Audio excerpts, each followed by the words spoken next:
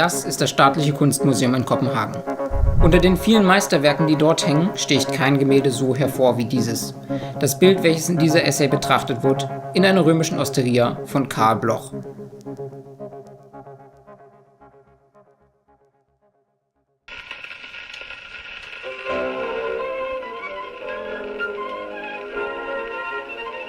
Nachdem Karl Bloch seine Ausbildung an der Dänischen Kunstakademie in Kopenhagen abgeschlossen hatte, reiste er 1859 über die Niederlande und Frankreich nach Rom.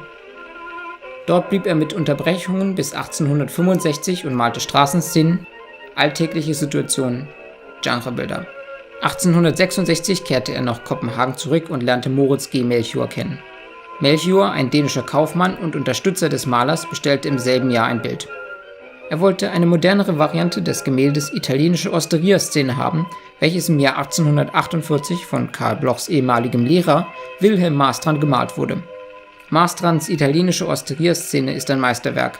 Karl Bloch hat es ohne Frage übertroffen.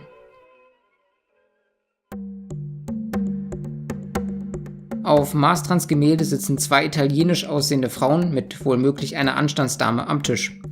Die Anstandsdame scheint zu schlafen. In der Szene herrscht kein Konflikt, sondern Idylle. Bei Karl Blochs Gemälde kann man nicht von Idylle sprechen.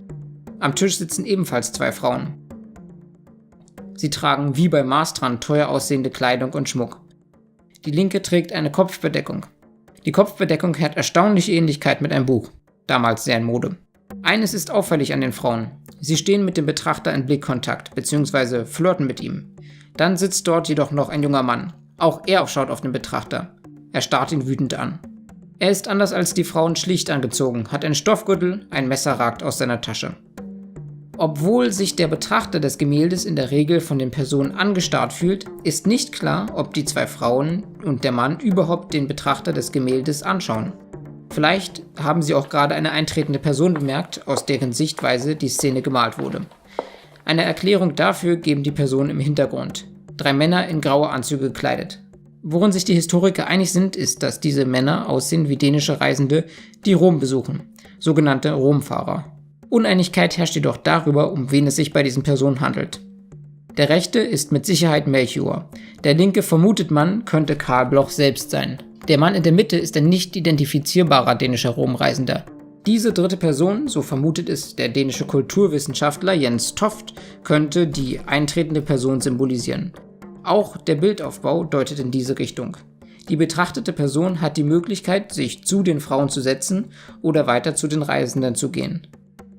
Zum Vergleich ist es bei Marstrands Gemälde so, dass sich der Raum auf der entgegengesetzten Seite zu einer Küche hin öffnet, in die normale Besucher nicht gehen würden.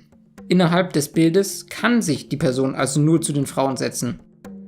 Nicht nur die Komposition macht das Bild so herausragend, es ist auch erstaunlich naturgetreu und detailgenau gemalt. Jeder einzelne Gegenstand, jede Person im Bild sieht realistisch aus. So realistisch das Gemälde auch sein mag, die Szene an sich ist alles andere als das.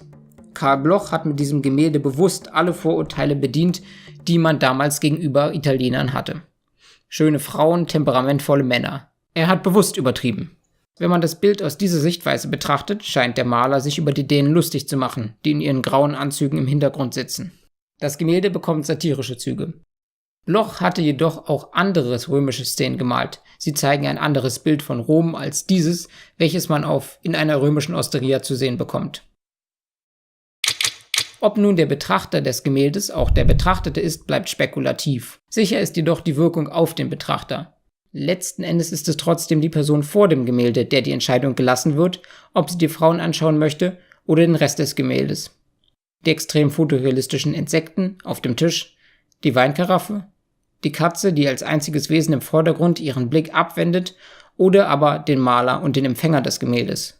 Deswegen vermutet Toft, könnte es sich hier um ein Gemälde handeln, in dem der Maler das Wesen der Malerei hinterfragt. Das prominenteste dieser philosophischen Gemälde ist Las Meninas von Diego Velázquez. Doch in einer römischen Osteria ist nicht Las Meninas. Die Personen starren den Betrachter nicht teilnahmslos an, sie kommunizieren mit ihm. Sie versuchen ihn emotional in das Geschehen zu involvieren. Mit Erfolg, wie jeder weiß, der bereits vor dem Gemälde gestanden hat.